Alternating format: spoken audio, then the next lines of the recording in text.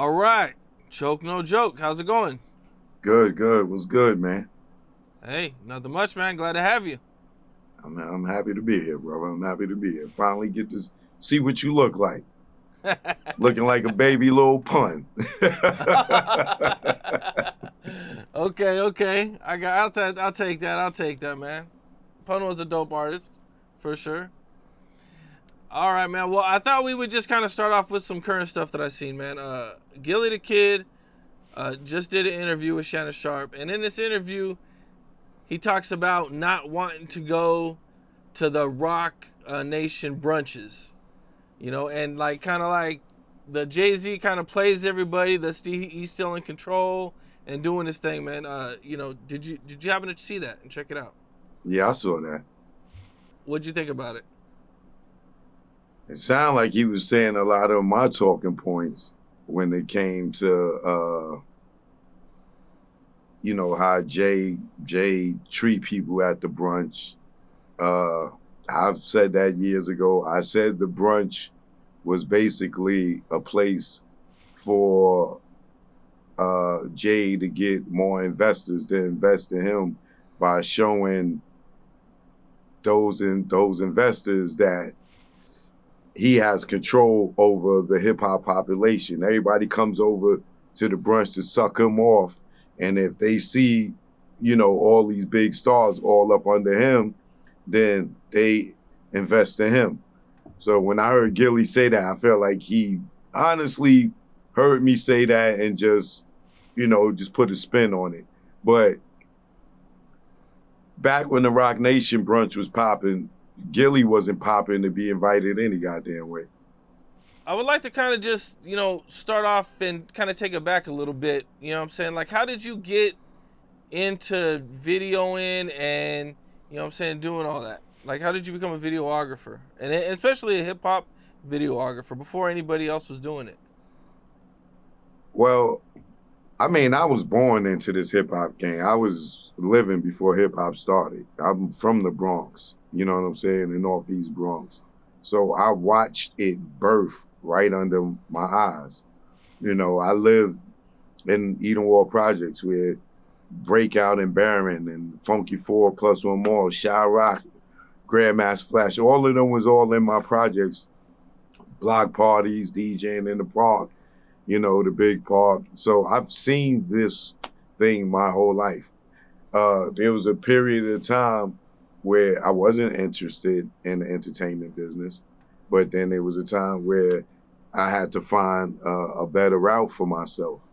And that's when I got into the entertainment business. I started off modeling and acting. I used to do a lot of music videos. If you look in like Nas, Hate Me Now, you'll see me in there in the second verse. Diddy's PE 2000, Mobb Deep's Quiet Storm with Little Kim, I'm in there. You'll see me in there. Whatever videos I've done. Eve's Got a Man. Lou, My World. You look that video up, you'll see me in there with Bo Keem Woodbine. There's so many. I did so many music videos. Say What, Lord Have Mercy, Case, joint he did with Beyonce. I was doing a lot of music videos, trying to get that lead role. When I finally got the lead role in the old Lou, My World video, I kind of felt like I bust my nut. You know what I'm saying? I reached what I was searching for. But what made me get into videography, which we call behind the scenes now, it wasn't called that then. It didn't have no name, but I would go back home and I would tell people, yo, I was with Mobb Deep today. Or I was with Little Kim today. And people in the hood, they like, yeah, right. You wasn't with no Mobb. You wasn't with Nas, And I'm like, nah, I'm in the Hate Me Now. And they like, yeah, all right. So what I started doing was bringing a camera for bragging rights. So I will bring the camera to the set and I started shooting, so I could go back to the hood and show them, look, I was with Nas, or I was with Mobb Deep, or I was with Diddy. You know what I'm saying? So that's how I got into it. But then that became my passion. I was like doing the Helter Skelter video. I Ain't Having That with Redman. I was in that video, and in that video, I found myself not wanting to participate in being in the scenes. I just wanted to shoot more behind the scene. So that's when it became more of a passion. And then from there, I started shooting at the Tunnel. Funk Master Flex, he was the promoter and the DJ at the Tunnel. And I grew up with Flex. I knew Flex since I was about 8 years old. He's a little older than me. My cousin used to hang out with him. So when he started doing the Tunnel, I used to just go in front of the Tunnel, help take his crates in, and then I started bringing the camera in that way, by helping him bring his records in. And I started filming. I think Jay-Z was like the first person I filmed. Then I got down with a public access team. We had a show. We did over like 200, 300 episodes in public access. Then I got another show on Fox and the WB. And then that's when I became, videographer, producer, director because of the Tunnel. So I had the shows all in New York. Then I started getting in DC, Atlanta, LA, Santa Monica, Toronto. And then I got it on Fox and the WB in 6 cities. And then it just grew from there. Then I stopped, doing the modeling and acting and became a producer and director. And that's 30 years ago. And that's where I'm at today. And you meet Dame at some point. Dame came after my Tunnel run. The Tunnel run was probably like 95 to like 2001 in May when it closed. I met Dame around, I say like 2000 something. Well, I met Dame before, in the Tunnel and other places and stuff because I had interviewed him before I started working at Roc-A-Fella. But how I got to Roc-A-Fella, it was a girl named Emmanuel Punica. She worked in video productions at Roc-A-Fella, but she used to do the modeling and acting with me. You'll see her in like Charlie Baltimore video. She's the one in the Dipset video when they did the Maury skit. She acting like she's Cam baby mother or one of them or whatever. That's Emmanuel. But she transitioned from the modeling acting and got in video production, and she was working with Shaka Pilgrim at the time. At this time, for me, I dropped 3 VHS titles, Tunnel 2000, Tunnel 2001, and then T3, which was a music video documentary of the Tunnel, which was live performances and interviews. I would shoot the performance, then go backstage, interview the artist. That's where 106 and Park got birthed from. Because one of the producers from 106 and Park, I used to always take my DVDs and VHS up to MTV when I was still doing the modeling and acting. At the same time, I would show them my footage at the Tunnel and my shows, and they like, damn, man, we got to get a live performance show. We got to get a live performance show. So then when BET moved from DC to New York, and they had to come up with a show, the guy that was producing MTV Jams, he took my concept of the Tunnel and they created 106 and Park. And that's how 106 and Park became a live performance show with interviews. The only difference is they just used the couch to interview people. Me, I was just interviewing people backstage or around the club, right? So Dame came into play when, after my third VHS, the format changed to DVD. So I'm like, damn, like nobody was buying VHS no more. So I took the VHS and I converted them over to DVD. So I dropped 3 DVDs at one time. The 3 VHS, I pressed them up to DVDs. I dropped those 3 all at one time and they boomed. And then I was on my 4th DVD, which would be my 7th title now. And that was The Best of Jay-Z, The Tunnel Volume 4, The Best of Jay-Z. So when I was dropping that, I went to Emmanuel. I said, yo, tell Jay-Z and Dame Dash that, I'm getting ready to drop this Jay-Z DVD. If they want to put some trailers on it, yo, feel free. They had Paper Soldiers, Death of a Dynasty, Paid in Full was getting ready to come out, and Backstage. So I told him, give me all the trailers and I'll put it on there for free. You know what I'm saying? So Dane was like, yo, let me see it first. So I let him see the DVD, and he was impressed. Like, damn, you did all this by yourself? And I'm like, yeah. He like the packaging, the artwork, and like you produced, edited all this. And I'm like, yeah. Like at this time, it's my 7th title.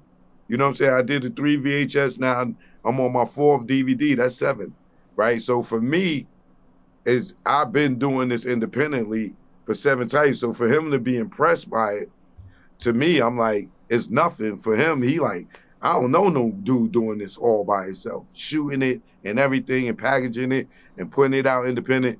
He like, damn, man, yo, you want to come work for Roc-A-Fella? And I was like, when? He was like, tomorrow. Like, I'm going to the Shane Mosley fight with De La Hoya. You know, if you want to go, I got you. And, you know, we can start tomorrow. I was like, all right. Then he told his man, yo, take his number and everything. Yo, call him and give him, you know, set him up. And from there, I was on the private jets for the next 3-4 years. Anytime we flew anywhere, we never went commercial. And then I was at Roc-A-Fella for those years. When I first got to Roc-A-Fella, Jay-Z was doing the Blueprint 2. And '03 Bonnie and Clyde was the first single. So that's when I got there. That's what was going on in Roc-A-Fella. I seen you talk about one time that Beanie Sigel saved Kanye from getting robbed. Yeah. Yeah, I'm the one that told that story initially, and then all these other platforms started asking Beans about it. Beans never initially told the story, I did. But yeah, we was at the Quad Studios, and Kanye called Dane or somebody, and he was like, yo, some dudes was scheming on him at Chelsea Diner on 23rd and 9th Avenue. So me, the Young Guns, Beans, and Dane, I think it was just us outside of the driver. We walk up in Chelsea Diner, and, you know, this would have been on camera if it wasn't, you know, if we wasn't running there for beef. I wasn't thinking about recording it because, you know, it was some drama, you know what I'm saying? Or we would have had that on camera. I don't even know why I wasn't even thinking like that. I guess because it was beef. But we went up in the diner. We seen the dudes. Me, I could tell they was from Brooklyn. I know New York dudes, right? Kanye was sitting there with some girls. He was looking a little petrified in the face. He had his chain tucked in. And the dudes, they was sitting at a table like close to Kanye. So all of a sudden, door opened up. We jumped out the turtle top van, looking like a music video.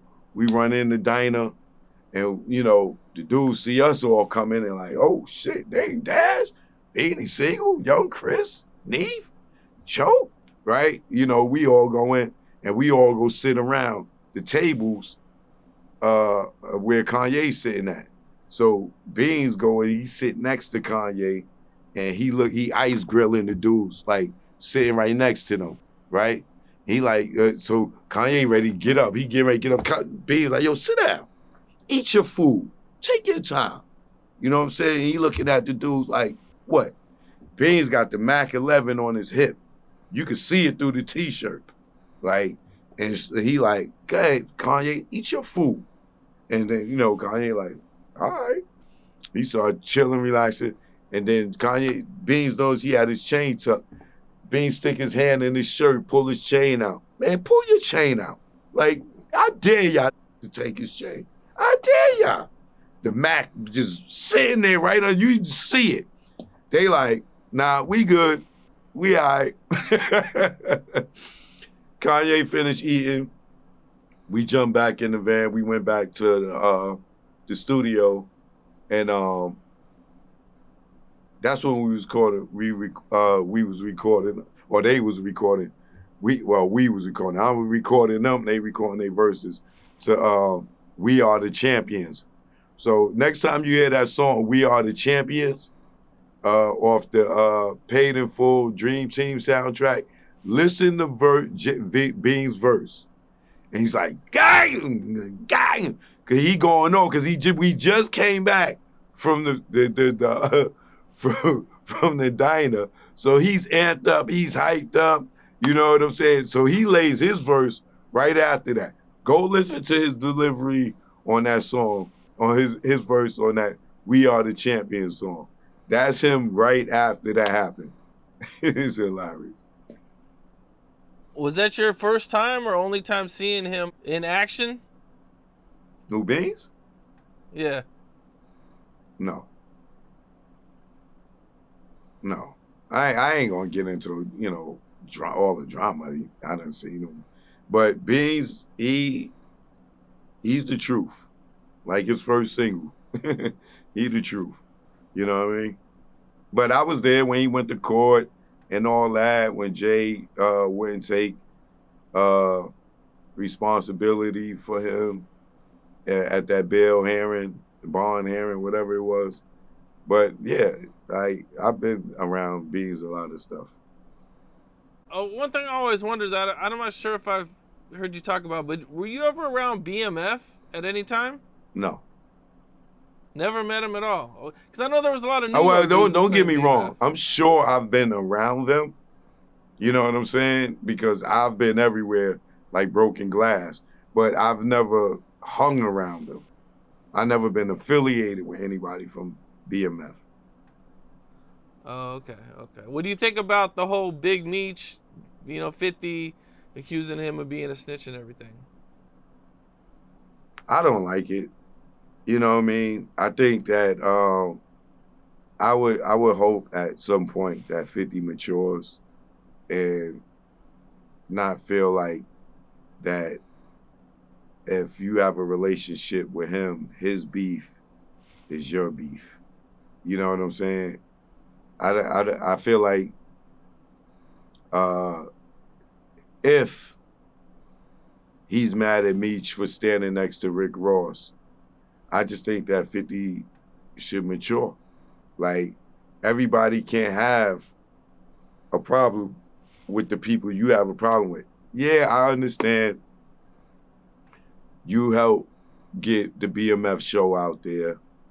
I understand you helped my son have a career, but at the same time, you also benefited from it. You also made money from it. I didn't grow up with you. You did business with me because it was good business. You know what I'm saying? So to be mad at me because I'm standing next to a dude that think he's me, I think I'm Big Meech. Like a guy that idolizes me, if he want to pay homage to me, he want to give money to me, then, bro, I understand. Yeah, I got a problem, but I don't have nothing to do with y'all problem. I just came home from jail. You know what I'm saying? I ain't got nothing to do with y'all problem. So you gonna get mad at me and destroy my brand because I stood next to a dude you don't like, and y'all don't really have no real beef. Like y'all beef is over Diddy. This dude never slept with your baby mother. He never sent no shots at you. He never robbed nobody. Like y'all, they may have had an incident after the fact with gunplay and everything at the award show, but prior to that, Ross had no beef with 50. Ross attacked 50 trying to defend Diddy. You know what I'm saying? And I can understand 50 being, how he is with Ross. Yo, dude, you just jumped on me and, you put a couple of dents in my armor, brother. You know what I'm saying? Even though he, 50, everybody else that he was beefing with, he kind of destroyed their career. He didn't do that with Ross. You know what I'm saying? And it was Ross was a good competitor for 50. So I can understand 50 holding that grudge against Ross because he never had no issue with him. Ross just jumped out there and jumped on 50, right? But I just feel like if 50's mad at Meech for standing next to Rick Ross, I I just hate the fact that he's the one that praised Meech. He's the one that helped build his brand up. And to see him destroy a brand that he helped build after the fact, not saying he helped build BMF, but BMF's television brand, BMF's, you know what I'm saying? What we know as the series. You did a successful thing with them, and now you're telling us he's a rat. He's not the stand-up guy that you once praised on your TV show. So now what are we supposed to do when a new series come? You don't want us to watch no more? Yeah, I'm pretty sure they got at least one more season filmed. Yeah, definitely. I just don't like that 50 is making. And then on top of it, what he doing to Little Meech? Like Little Meech ain't got nothing to do with what his father did. You get what I'm saying? If Big Meech was still in jail, none of this would be going on. You know what I'm saying? When Meech came home, 50 was rocking with him.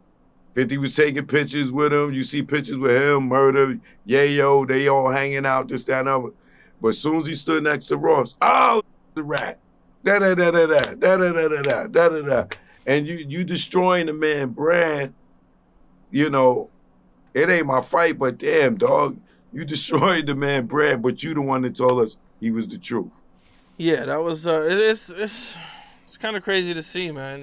50 going that hard on him, and there's some things I done heard behind the scenes too, man. Meech came home, and I heard that him and 50 kind of didn't get along when he came home. So I think there's a little more to the story that's probably gonna come out. Oh, see, I didn't know that. Yeah. That's good to know. Yeah. I think there's a little more to it. One thing I've seen, man, is you've been around Diddy a few times. Been around Diddy a lot of times. I've been in the industry 30 years, bro. I've been around Diddy before before Bad Boy was Bad Boy. I was around Diddy when he had a cubicle in the Uptown office, and dudes is in the cubicle talking about Bad Boy, but it say Uptown on the wall. You know what I'm saying? Like, he was operating out of Andre Harrell's office, just getting started with, Craig Mack and Big. Okay, well, Diddy got this whole case going on right now. Recently some more people have came out and filed lawsuits against him. What's your thoughts on everything that's going on with Diddy right now? Well, I was the one that was warning Diddy maybe 2 years ago with Gene Squill getting up on the internet and just keep telling these stories that can be incriminating. I was saying, yo, Diddy, you better lawyer up. You better lawyer up. Why? Because I saw what happened to R. Kelly. And Diddy, what they doing to Diddy right now is the same format that they got R. Kelly. You get the women to come out and say this salacious stuff. You do a documentary slandering him. You know what I'm saying? Some was true, some was false, some was just made up. But you put it to the public and you get it out there for the jury to see it. Right? And then what happens next with R. Kelly? Surviving R. Kelly, takes off and it blows up. And now R. Kelly is this super demon, right? We know he had a preference with young ladies, but at the time that he got arrested, I'm not going to say he was rehabilitated. I don't know that. But we have not seen him with no young girls or, allegedly peeing on anybody.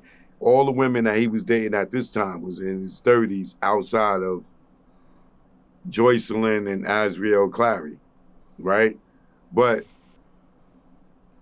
they put out these documentaries and it already tainted the jury. So by the time it blew up, Homeland Security, they seeing all these wild accusations. He got women hostage in his house. They peeing in buckets, which come to find out, all that was lies, right? But the public perception everybody believed it. Oh, surviving R. Kelly, he's a demon, da da da da da da da. But when you go through the court case, you learn that the girl Azriel Clary mother, Alice Clary, she was the one texting R. Kelly in the beginning. You know what I'm saying? Enticing him at posing as her daughter. And then letting her daughter go and hang out with him and be with him and everything. And then play victim.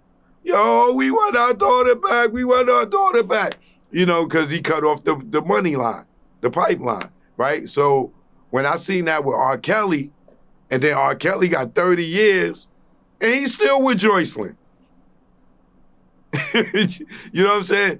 Azriel turned on him because of the whole situation with Tasha K getting his emails and giving them to Azriel and pissing her off and making her mad. She turned on him. But the other girl's still with R. Kelly. He got 30 years for that. Right? So when I seen that formula and I seen R. Kelly blow, soon as I seen the Gene Squills and started, he keep telling these stories about the juice. He got the juice. He got drugged with the juice. His girlfriend got drugged with the juice. And then he talk about Diddy with Aubrey and them. I drugged them, all those different allegations that he was making. I'm like, yo, Diddy, you better lawyer up. You better lawyer up. Why? Because Gene Square was putting all those allegations out there, right? Then what happened? The Cassie thing dropped the lawsuit, and then she got the stuff in her lawsuit. She's making references to what Gene Square was saying, right? Boom, what happens after that? Homeland Security, comes.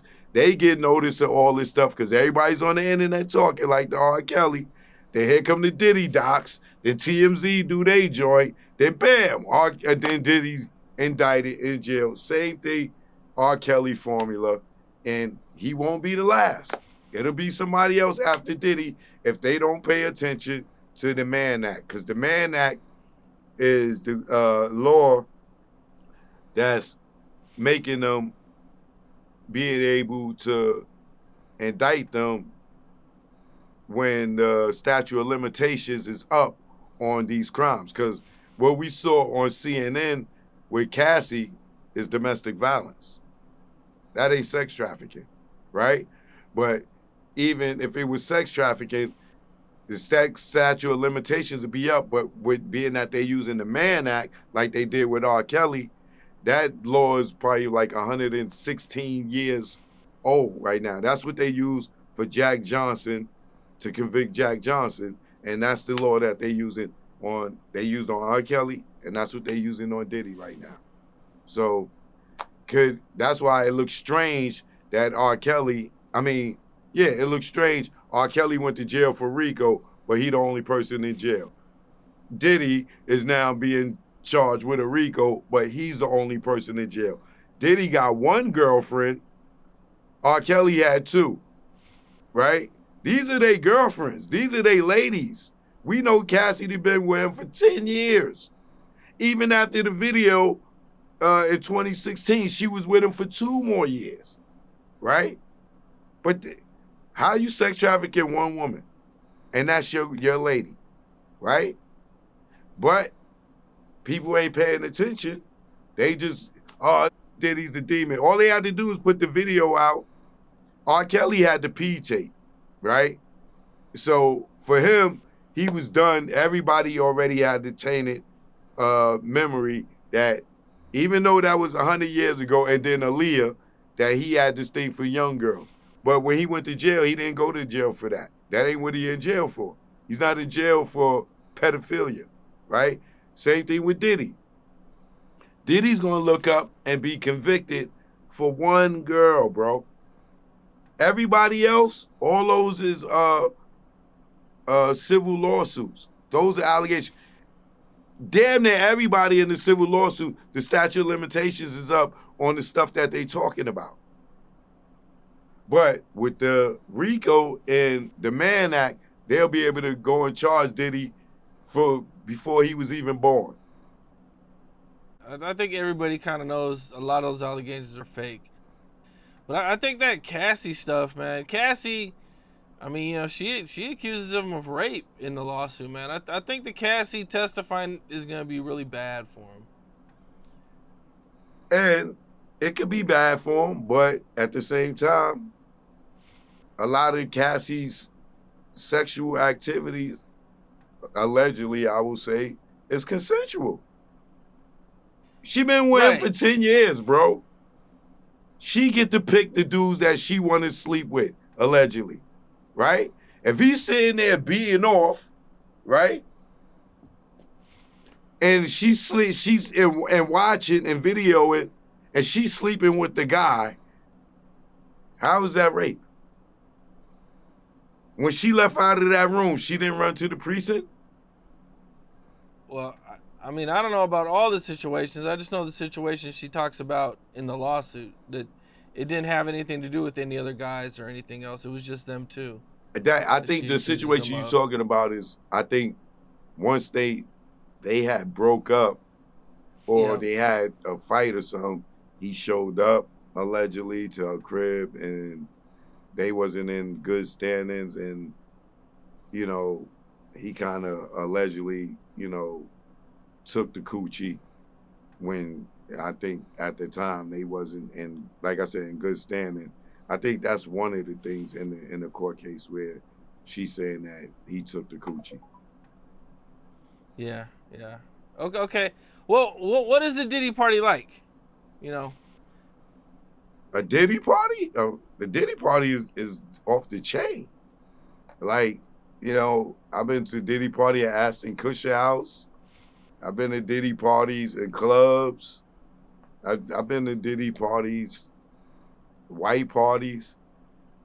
Ain't no party like a Diddy party, the regular party. Like, you want to be there.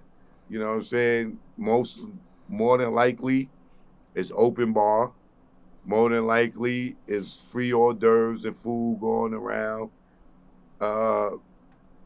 It's celebrities, not more in sections like VIP. Everybody's amongst each other, hanging out and kicking it. And you're going to have the best DJs, whether it's a Kid Capri or a SNS, you know what I'm saying? You're going to have the baddest models serving drinks. You know, it's the best party. I don't know nobody that threw a better party than Diddy outside of the tunnel. So with everybody accusing Diddy of having these weird parties, you know, is any of that true, or was there like an after party where these things would happen? Well, I don't know, because I was never in a party where it was sexual activity going on. Okay. I seen you said one time that Diddy tried to hit on you? Yeah. He did at Steve Rifkin house. What year was that? Maybe 2009, I think. Might have been 2009. I can't remember. It's pictures on the internet of that day. But yeah, it was after BET Awards. And then I think Loud had an after party, maybe at Mr. Chow's, I think. And then after that, me, Little Kim, and Hillary went over to Steve Rifkin house to meet up with Diddy and them over there, because he told Kim to meet him over there. And we went over there, and he started giving me googly eyes. And and I'm like, all right, it's time to get out of here. And we got up out of there. Was that the only time anything like that happened? With him? Yeah. Yep. There was other times it happened with like other guys and stuff? What you mean? Was there any other? What you said, was that the only time with him? Was there like? What do you mean? Other guys trying to hit on me? Yeah, in the industry. Hell yeah! At BET, the president at the time. That nigga was really weird. It's a normal thing then.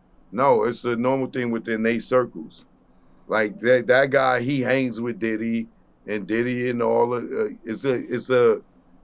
that's what they call a gay boule in the industry. The boule, those guys that's in that fraternity allegedly. I won't say the fraternity, but a lot of them, they Democrat supporters and undercover gay cult, allegedly. You had mentioned a time when Faith Evans and Little Kim had an incident at a Diddy party. That was at Ashton Kutcher house. Okay. Yeah, we was leaving. This is when Little Kim and Faith wasn't cool. This is after Big died. They still haven't talked in all those years. Me and Kim was living. We both was living in L.A. at the same time under the same roof. I'll just say I ain't gonna say no more than that. Not to just me and her, but I was working on a project. She was staying with somebody, and we both were staying with this person at the same time, right? So me and Kim, we kind of lived together for like at least 5-6 months together, right? So me and Kim and who else? Me, Kim, Hillary, we went to Diddy's white party. And when we was in the white party, Faith Evans, she came over to Kim and was like, "Oh, Kim." We had walked in. She was like, "Oh, Kim, how you doing? I love you, Kim. I love you." And Kim was like, "You lovely. You love me. Like, chick, please." Right? And so, we went in the party. We partied. So after the party was over, we was leaving, going back to the house, me and Kim. And we walked by a car. I can't remember what kind of car it was. But Faith was sitting in the car when we walked by it. So when we walked by it, we walking up the hill to go to our car. And Kim says, "Choke, I want to go talk to Faith." I'm like, "Oh God, here we go." And so I had just put Kim in the car, and and then I think she rolled down the window, was like, "I want to go talk to Faith." And I'm looking at her like, "Kim, like, oh God." She was like, "Nah, I want to go talk to her. I want to approach her." So I'm like, "All right." She get back out the car. We walk back down to the car where Faith is in, right? So Kim walked up to Faith or whatever. I think Faith got out the car or whatever. So we walked down, and Faith is there with her husband at the time, and but he was like off to the side for a minute. So Kim tell Faith, "Yo, I want to talk to you," or whatever. So Kim and Faith get to him. So Kim like, yo, why you playing? Why you gonna sit there and say that you love me? Why you gonna say that you love me? And she like, "Kim, I do love you. I ain't got no problem with you." Woo-woo. So now they start talking. It ain't really no beef. They being very peaceful about it. It ain't no yelling. It ain't no, it ain't no hands waving in the face. But Kim's just like, "Yo, why would you say you love me? Like, you don't love me." And Faith is like, "No, Kim, I do love you. I ain't got no problem with you." The Faith husband comes walking up, and he takes his camera out, and he go to take a picture of them, So when he go to take the picture, I smack his hand down. Bang. Yo, no pictures, right? And nigga like, yo, who this nigga? Like, yo, he like, "Yo, man, Faith my wife." I was like, "All right, that's cool. But let them talk, but no pictures." You know what I'm saying? So nigga like, man, get out of here, man. We like, they gonna tell me I can't take no picture of my wife. So they still told he go to take another picture. He can raise his hand and take the picture again. I smack the camera down again. Bang! Try to smack it out of his hand, right? So I said, yo, no pictures, yo, right? So then me and him start to getting ready to tussle and we getting ready to get fighting or whatever. Then Hillary runs over there and Devontae from Jodeci, he run over there and Dennis L. White. They all run over there. They see me and Faith husband get, tussling. We getting ready to fight and everything. And then they come break it up. Yo, that's Choke. Yo, that's hard. Yo, that's Faith husband. Yo, that's Choke. Yo, he cool. And he like, yo, man, this nigga tell me I can't take no picture of my wife with her. I said, you know what? This shit is over. Come on, Kim. I grabbed Kim's hand and we walked off. So they never got to finish the conversation. And somewhere down the line later on, they made up and they made peace. But the conversation with them started with Faith saying she loved Kim with us going in the party. And then after the party, Kim making an initiation to talk to Faith to reconcile anything. But then that got blew up by me and Faith's husband because he tried to take the picture. And I didn't want him to take no picture. I didn't feel like it was a Kodak moment. You know what I'm saying? I felt like if they was going to squash their beef or whatever, after all the stuff they went through with Big, they ain't no taking no pictures. You know what I'm saying? So that's what happened with Faith and Kim. But, Faith and Kim is cool now. So all that is just water under the bridge. I think one thing you kind of have talked about quite a bit, man, is the Roc-A-Fella breakup. So, being around everybody, Dame and everybody, when was like your first, time seeing and realizing like, okay, like this shit is about to be over?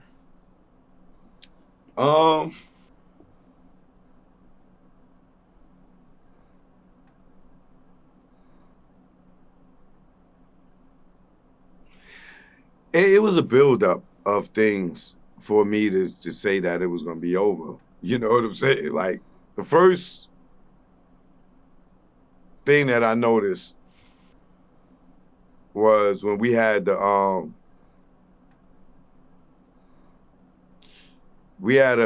a marketing meeting for the Blueprint 2 album. And they played us the 03 Bonnie and Clyde video for the first time. And we was on 59th Street, Columbus Circle, one of these hotels or whatever. And it was like the staff was up there. I remember Emmanuel and everything. I think even Shaka Pilgrim was there. But it was a lot of us there, and they played the video for the first time. And when the video went off, 03 Bonnie and Clyde is a remake of Tupac's Me and My Girlfriend. So when it goes off, I say, yo, man, why Jay-Z doing Tupac's song over? Tupac ain't fuck with Jay-Z, right? And everybody looked at me like, so that was like my first time I noticed it was something, because Dame goes, somebody tell Jay what Choke said. And I'm like, damn, why you want to tell him what I said, right? But that's Dame wanting Jay to know the real reaction he gonna get, because me, it ain't, and this is like one of my first meetings at Roc-A-Fella. Me, I'm not playing politically correct. I'm still super street, you know what I'm saying? So I'm just gonna say what I feel. So when I said that and everybody got silent and looked around, all you heard was Dame say, yo, somebody tell Jay what Choke said, because that's what the streets is gonna say. So that was my first time I noticed something. The second time I knew there was some type of division is when Dame called me to shoot Jay's The Give Back concert at the Hammerstein Ballroom. And I was shooting it, and then Jay, I could see him like, yo, who this dude shooting? And then Jay little man goes over to Dame and was like, yo, who this dude shooting? And Dame like, yo, he's shooting for us. He down with me. He down with Roc-A-Fella. Jay little man go over to him like, yo, he down with Roc-A-Fella. Dame said he worked for Roc-A-Fella. Jay tell him, yo, man, get that camera. At the end of the show, they try to cause hysteria, whatever, throw a drink or whatever. They jump me for the camera. Dame and them, Jay, team, they take my camera, whatever. This is how I knew that there was a separation between them, right? From there, then it was the Dipset situation happened. But, hold on 1 second. How bad did they jump you? Was it bad? It was about 5, 6 dudes trying to get the camera. One of the dudes went and tried to kick the camera out of my hand because I was holding it, and I moved it, and his foot kicked me in the chin and made my bottom teeth slam up to my top teeth, and I fractured my jaw. I dropped the camera. They grabbed it, ran out the back of the Hammerstein Ballroom, and that was that. I was in the hospital, for probably about a week. My jaw got wired. Then Kanye gets in the car accident at the same time. His jaw is wired. Next time we see each other at Power 105 Rock Radio, both our jaws wired. And we were, you shoot. We both, me and Kanye got some ill stigma. Like it's a lot of weird coincidence that we had while we both was at Roc-A-Fella. That's just one of them. But did Jay ever pay you off or take care of you? Yeah, he paid me. Can you say how much? I ain't gonna say how much, but he paid. He paid me enough for me not to smack him in the face with a pistol. Okay. I mean, were you and Jay cool after that? Like, did you see him again? Yeah. I seen him again. The first time I seen him again after that was at Dame's house. He came there just to feel the temperature, to see if I was cool with the money I got and if I still had any animosity. He just came there. Dame wanted to show him exactly who I was. He came in the black door. That was Dame's loft in Tribeca. He came there.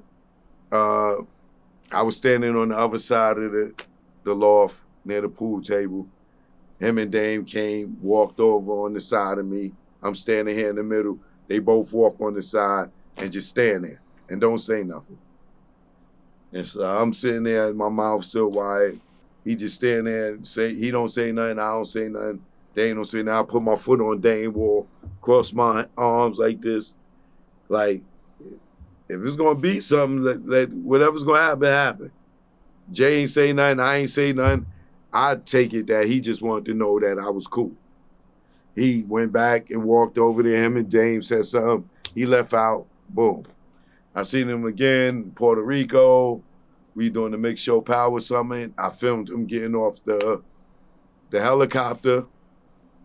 I was in the lobby. John McNeely, who was Jay's manager at the time. Me and him was cool. He worked closely with us at Roc-A-Fella. Choke, come on, I need you, hurry up. And I'm like, what? He go, not realizing that I may be still feeling a way about Jay, you know what I'm saying? But he's like, yo, come on, I need you to film Jay getting off the helicopter. This is when Jay did the sucker shit and came and performed for Def Jam. For Def Jam when Roc-A-Fella had the whole Saturday at the Mix Show Power Summit.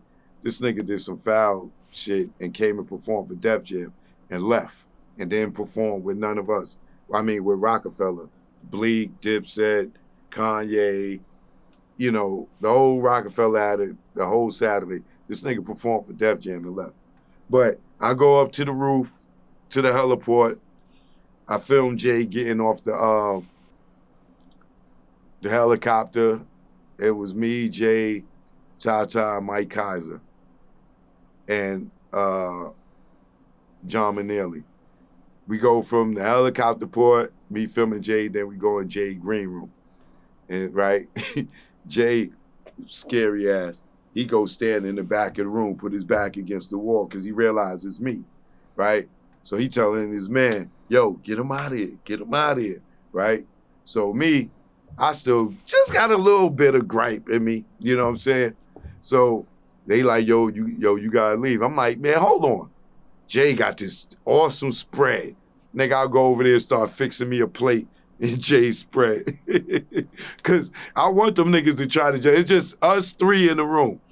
I feel like I got a good fight in me for them two niggas. You know what I'm saying? But I started making me a plate in Jay's shit. He ain't even get to touch it yet. We just walked in. I'm in there digging in his shit, whatever. His man like, yo, you gotta go, man. I'm like, yo, man, I'm getting something to eat, man. Hold on. And then I take me a Sprite or something, and I look at Jay and I walk out of there. Like, sucker ass nigga and shit. But there was been a time I seen him at Kanye's album release party at the Louis Vuitton store. That was the day I tried to talk to Rihanna. That's when I know that Jay was messing with Rihanna. I'm gonna say allegedly, because I never seen him kiss her or have sex with her. But I felt the energy like Jay was messing with Rihanna that day. Rihanna came into the party with Emmanuel, right? And I called her over. I'm like, yo, Rihanna, come in. And shit. I'm like, yo, what's up? You got a man? She was like, no. I was like, I want to be your man. She was like, I'm not ready to have a man like that yet. You know what I'm saying? And she was like, but you could be my friend. And I'm like, I don't want to be your friend. Like, she was like, you serious? And I was like, yeah, I don't want to be your friend. If I can't talk to you, I don't want to be your friend. And she was like, you serious? I was like, yeah. Later on, we go back in the VIP. She's sitting there behind Jay and them, and I'm sitting across from Jay and them. And I could see the energy in his face and me looking at her, still flirting. I could see in his face, that nigga was tight. That's how I figured that Jay had something with Rihanna, you know, in my opinion. I don't know that for a fact because I never seen it. But their energy that day in that Louis Vuitton store, yeah. But I seen them plenty of times after that. So after a while, it was, you know, I didn't have no beef with him. I don't have no beef with him now. Real quick, joke. Was that the only time you seen Jay-Z around Rihanna? No. Was that the only time you seen that energy with them? That's the only time they was really, I see him around her without Beyonce around. Oh, okay. Because everybody thinks Jay-Z and Rihanna hooked. Like, you know what I'm saying? I mean, I know you hear the rumors too. You know, a lot of people think that, you know, she was the one that Beyonce was talking about, you know, with Jay cheating and everything. I wouldn't say that's far-fetched. I wouldn't doubt it. Rihanna's beautiful. I mean, when I seen her, I was on her. So I know his ass was on her. You were saying about seeing him plenty more times? Yeah, I was at Roc-A-Fella. So it was plenty. And even before Roc-A-Fella, I knew Jay. I was around Jay. You know what I'm saying? With the public access days, we interviewed him. You know what I'm saying? So, like, I've been around Jay, like, forever. You know what I'm saying? I've seen him plenty of times, whether it be at the Magic Convention, wherever. You know what I'm saying? But I ain't got no beef with Jay. You know what I'm saying? My last gripe with him was, you know, Charlamagne telling me that he could stop my tunnel documentary when I did the interview at the Breakfast Club, and then he had part in them taking out 20 minutes of my interview on the Breakfast Club, and then the Breakfast Club eventually took my interview down, and I ain't do nothing to them for them to take it down, except for their love for sucking Jay off. Damn. Okay, you were touching on some more times that kind of like let you know the Roc-A-Fella was over? Oh, yeah. It was the Dipset. When Cam and them did the Dipset anthem, we was at the music video for that. And Biggs and Dane got in the fucking video when the part where he said 2 more for Cam for taking over the Roc. And they did that. I said, it's over. It was over. The fact that they got in the video and did that scene at that point was a slap in Jay's face. But then after they did that, Jay dropped the S. Carter mixtape. And that, he said he was leaving. You know, he said, I'm the king of the rock. There is nothing higher. FJZ, y'all should call me sire. I won't stop rocking till I retire. I got Leo Rich. You got niggas fired. I'm the cash cow about to cash out. Drop the Black Album and back out. And I ain't got to come back out to pull that Maybach out. Soon as he said that, it was over. I knew it. I told Dame in him, yo, you heard what Jay said? I'm the cash cow about to cash out. Drop the Black Album and back out. Once he said, and that was in response to Cameron in him, right? So when he said that, I told Dame, yo, Jay's leaving. Oh, Choke, you don't know what you talking about. All right. I told Kenny Burns, yo, Choke, yo, Jay leaving. You hear what he said? Oh, you don't know what he's talking about. You don't know what you're talking about. None of us ever heard the Black Album until it came out. Nobody at Roc-A-Fella that wasn't on Jay's side, right? Dame, none of us. We didn't hear the album until it came out. When we heard the album, he was shitting on everybody. You know what I'm saying? So even, 99 Problems, he talking about Dame. In that verse, he just flipped Dr. Dre's Bitches Ain't Shit. He said, I got 99 Problems with a bitch anymore. He said, I got a problem with not a bitch, but a nigga with a pussy trying to push me. I can't remember the lyrics, but if you listen to that, he's talking about Dame in that last verse. Damn. On Lost Ones, that was after we left at the split. He talking about Dame. Dig a Hole, he's talking about Dame. He's talking about Biggs, So it was plenty of inklings that it was over, but the main one was the S. Carter mixtape, the song Rockstar. That's the one I knew for a fact it was a rap. The Change Clothes video, it did Dame trying to push up on Beyonce at that joint. Him and Bleak getting in that argument, telling Bleak he could get off the label at that video shoot. Change Clothes video, that was a bad one. Yeah, it was over. It was over. So what all happened at the video? That's the one where Dame and Bleak got into it. That's when Dame was shooting his shot at Beyonce, being disrespectful. It was just over. It was just so much tension back then. By that time, it was over. Now, I think you've touched on this. Jay and Aaliyah used to be together at one point, and then they was together first. Dame kind of came in and took Aaliyah from Jay. I ain't gonna say he took her. I think the fact that Jay wasn't trying to be so public with Aaliyah helped Dame get in her ear and manipulate it. But I've been seeing Jay running around with Aaliyah way before Dame. I mean, booed up, like, around her. Yeah. If you go to the Little Kim album party, I still got the footage from that. Little Kim's album release party at the Puck building. Jay-Z and Aaliyah came there together. Look at the pictures. Google it. You'll see them together. Jay got on the Golden State Uni, and Aaliyah got like some colorful stuff on.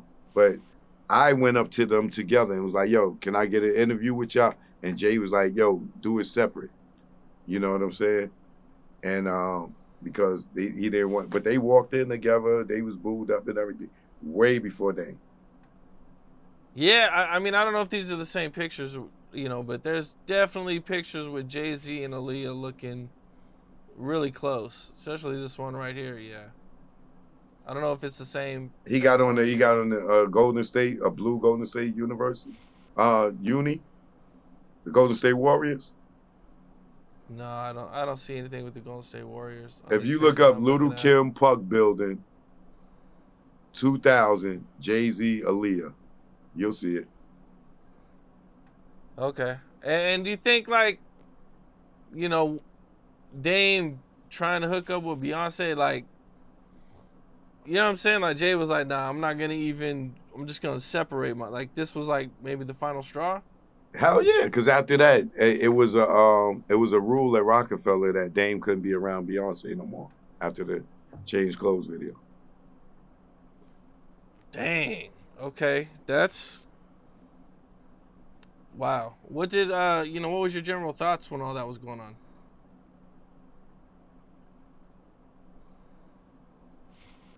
Because you're They seeing some this. tender niggas. You know what I'm saying? Dame is a grimy nigga. Like when it comes to the women. You know what I'm saying? He can't go out there and get his own. He gotta take somebody else chick.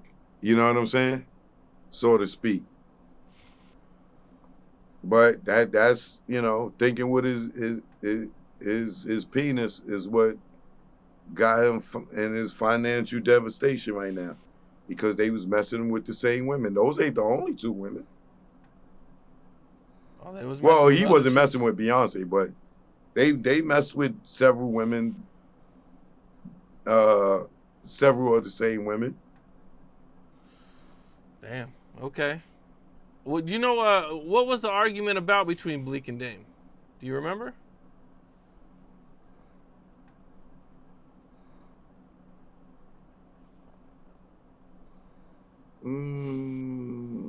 Nah, not in detail. I think Bleak tells that story on Drink Champs though.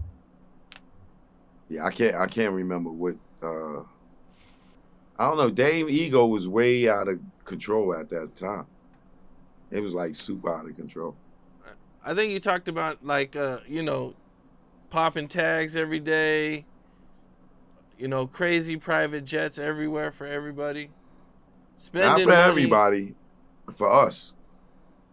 We did the Okay. private jets everywhere. I don't even think Jay was flying around private jets like that at that time as much as we were. You know what I'm saying? We never flew commercial, not once. Only one time, and that was on the Concorde. The last flight the Concorde took from London to America before that got discontinued. We was the last ones on the Concorde. Damn. Okay. And now nobody knew. Jay and Dame weren't messing with each other, or Jay wasn't messing with Dame at the time. We knew a lot of us at Roc-A-Fella, because Jay never came to the office. By the time I got there, Jay ain't come to the office for years. Not once.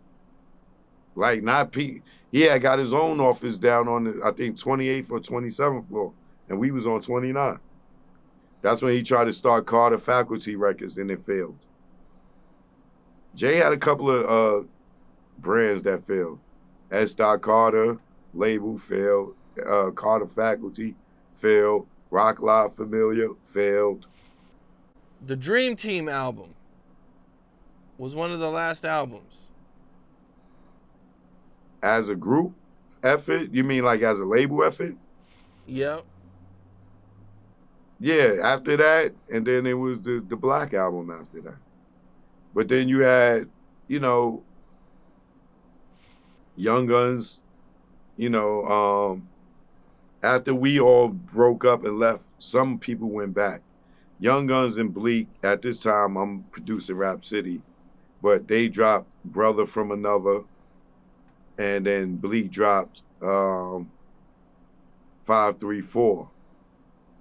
And that's when they stayed with Jay, and everybody else, everybody went their way except for Bleak, Young Guns, Kanye, Petey Crack.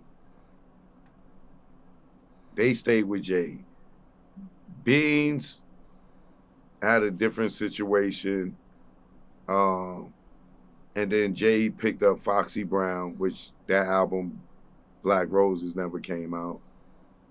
But after everybody broke up, and everything, it just Roc-A-Fella just flopped. Young Guns didn't do what they did the first time. Bleak didn't do good.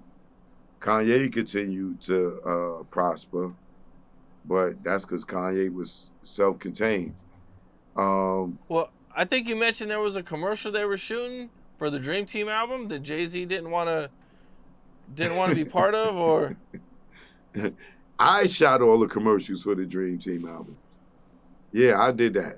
I came up with this concept for everybody to have their own commercial, and it was 10 commercials. It was 11, but there was one with Jay-Z, the Jay-Z one. And, Dame would, do a quick drop with the artist and, say something. And then I would take that and make it into a 30-second spot. Jay didn't want to do the commercials, right? So what Dame did is he ran and he stood next to Jay and told the camera dude to film it. I wasn't there that day. They was in baseline. So Dame, when he got Bleak in baseline that day, and he tried to get Jay. So he's shooting and he's standing next to Jay going, Dream Team album. And Jay like, yo, get out of here with that camera, man. Get out of here. Right? Dream Team album in stores now. Right? So he like, yo, Choke, make a commercial out of it. I got Jay for the Dream Team commercial. Right? So when I get it, the footage, and I'm seeing him running next to Jay going, Dream Team, and Jay like, yo, get out of here. Like, yo, stop playing, man. Get out of it. I didn't use it. I felt like Jay didn't want to do the commercial, which he didn't. And I felt it was forced, and it looked forced and stuff. So I was like, man, I'm not going to have this nigga Jay mad at me again, putting this commercial out, and he didn't want to do it. You know what I'm saying? You could tell he did not want to do it, even though he had a song on the album. And so I never made the commercial. I never cut it. I cut everybody else's, and I did everybody else's, and I put them all out. And then Dane was like, yo, where did Jay-Z went? I was like, nah, that was whack. I said, it looked forced and stuff. I was like, nah, it ain't going to look good. And he didn't want to do it, so I never put it out. I trashed it. Damn. Okay. Did Memphis Bleak ever have a confrontation with the game?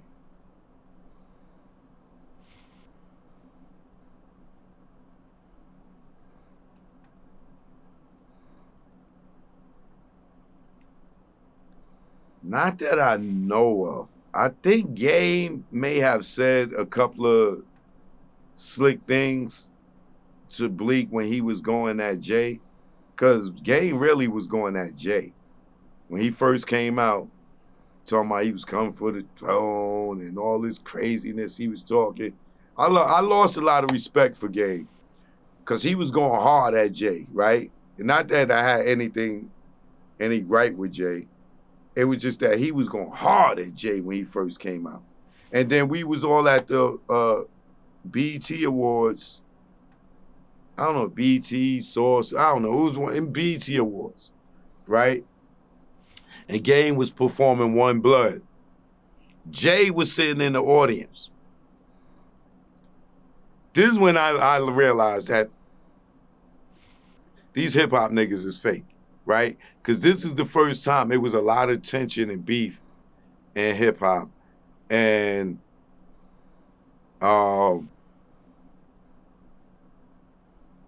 everybody was in the room. Not kind of like the Source Awards was, where Suge Knight was, but it was kind of like that, but maybe a level or two down, right? But Game is performing One Blood. And he got a line where he say, I got beef. I ain't got beef with 50. I ain't got beef with Jay. What's beef when you getting head in the 6 tray? So Game he comes out. Curtain goes up. And then One Blood, that was my joint. West Coast. I'm like, yeah. He come out, it's the doctor. And he doing his joint. So I'm looking at Jay the whole time like this. I want to see what he gonna do when Game say this line about Jay-Z. This nigga Game go, I ain't got beef with 50. Yo, peace to Jay. Peace to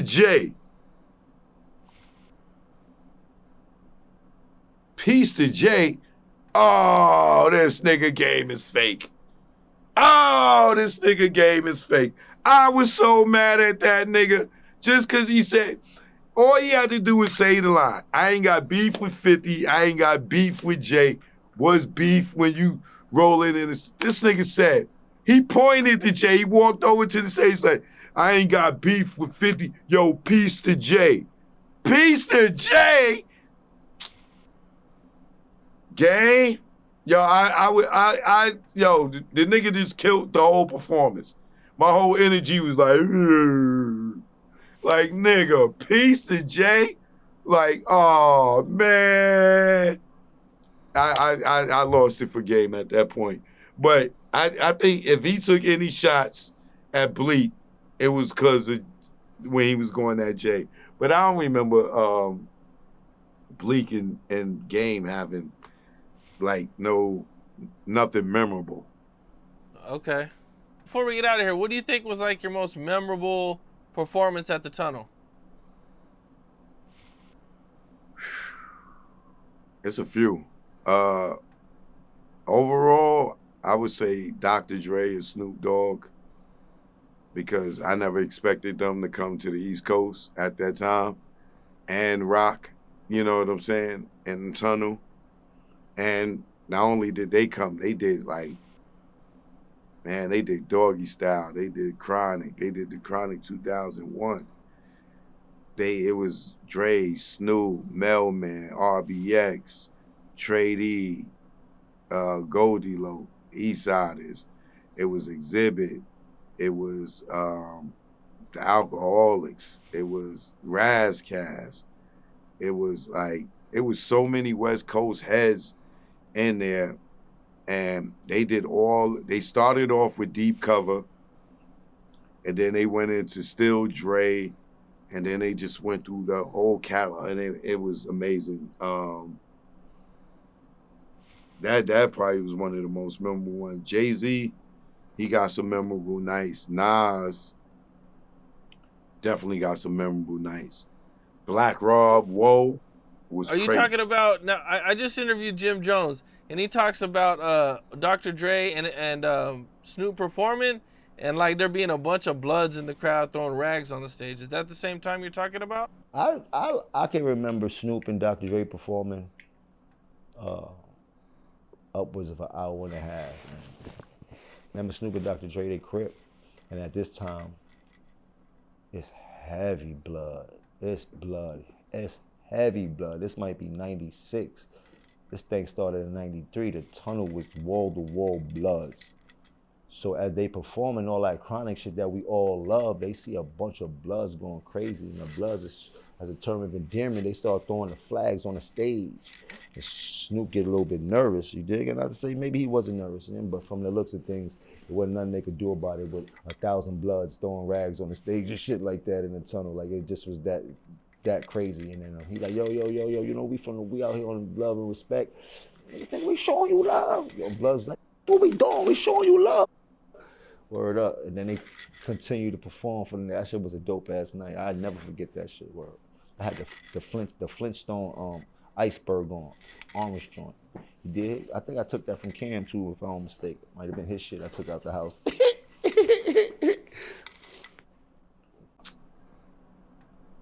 Nobody's throwing no goddamn rags on the stage.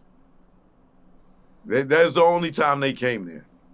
And trust me, nobody was throwing rags on the stage. I was in the goddamn pit filming. I had 5 cameras in there that day.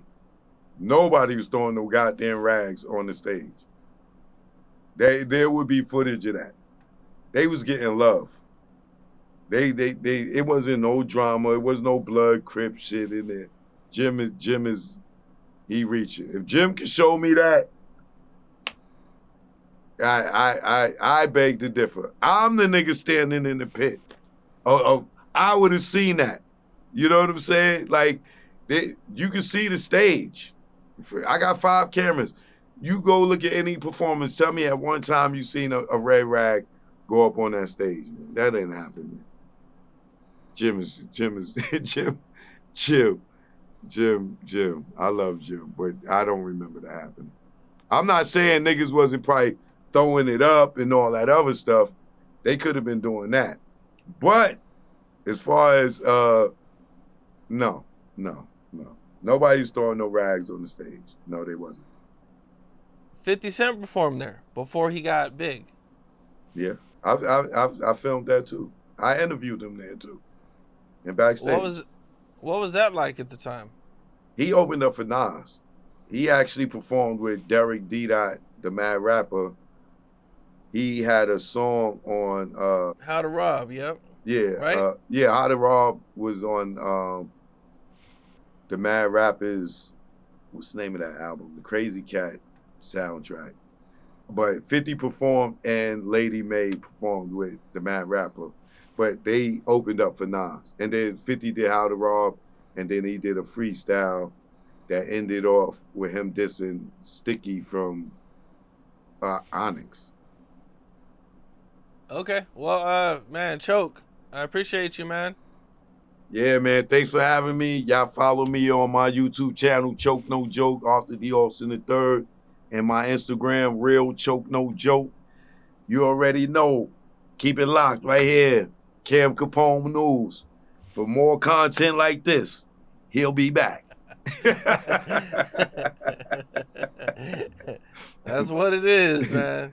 All right, man. Appreciate you, bro. Peace. What's up? This is Cam Capone. We got more content like this coming soon. So hit that like button, subscribe, and stay locked in to Cam Capone News.